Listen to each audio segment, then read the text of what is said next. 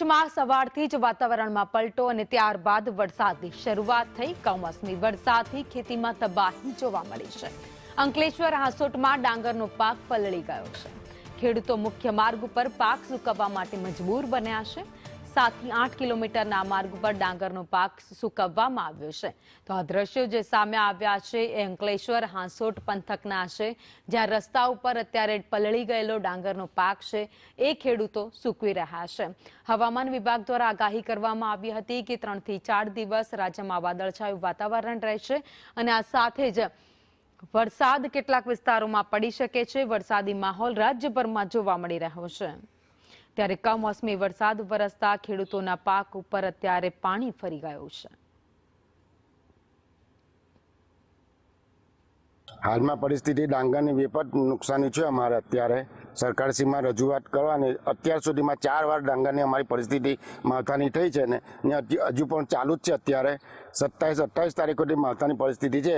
અમારા નુકસાન ભયંકર નુકસાન થયું છે, એના માટે સરકારશ્રીને રજૂઆત કરીએ છીએ। અમારા જે ધારાસભ્ય છે ઈશ્વરસિંહભાઈ પટેલ, એમને રજૂઆત કરતા અમને એમની વિનંતી કે સરકારશ્રીમાં રજૂઆત કરે ને હાલની પરિસ્થિતિ જે ઉનાળામાં પરિસ્થિતિ હતી એ જ પરિસ્થિતિ અત્યારે થઈ છે અમારી।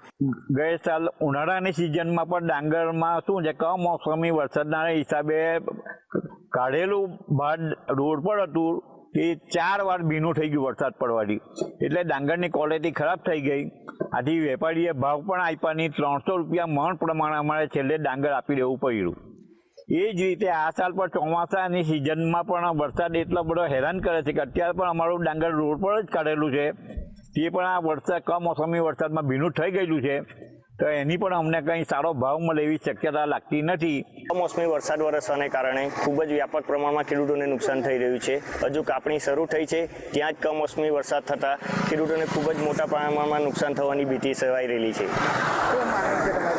સ્થાનિક ધારાસભ્યશ્રી જે પોતે પણ ખેડૂત છે, તેમને એક જ વિનંતી છે કે ખેડૂતોની ડાંગરનો સારો ભાવ મળે અને સરકારશ્રીને યોગ્ય વળતરની જાહેરાત કરાવે।